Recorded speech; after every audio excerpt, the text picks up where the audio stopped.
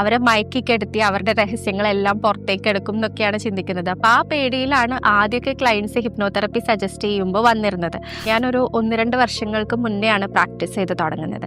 അപ്പോൾ ആ സമയത്തൊക്കെ വളരെ കോമൺ ആയിട്ട് കാണുന്നത് നമ്മുടെ സോഷ്യൽ മീഡിയയിലൊക്കെ കാണിക്കുന്ന ഹിപ്നോട്ടിസം അല്ലെങ്കിൽ മെന്റലിസം, ജസ്റ്റ് ഒന്ന് വിരൽ ഞൊടിക്കുന്നു, ബോധം കെടുത്തുന്നു, പുതിയ മരിച്ചുപോയ ആൾക്കാരെ കാണുക, അങ്ങനത്തെ കാര്യങ്ങളൊക്കെ ആയതുകൊണ്ട് നമ്മളടുത്ത് വരുന്ന ക്ലയൻസിൻ്റെ അടുത്ത് ഹിപ്നോതെറപ്പി എന്ന് പറയുമ്പോൾ അവരും ചിന്തിക്കുന്നത് ഇങ്ങനെയാണ്, അവരെ മയക്കിക്കെടുത്തി അവരുടെ രഹസ്യങ്ങളെല്ലാം പുറത്തേക്ക് എടുക്കും എന്നൊക്കെയാണ് ചിന്തിക്കുന്നത്. അപ്പോൾ ആ പേടിയിലാണ് ആദ്യമൊക്കെ ക്ലയൻസ് ഹിപ്നോതെറപ്പി സജസ്റ്റ് ചെയ്യുമ്പോൾ വന്നിരുന്നത്.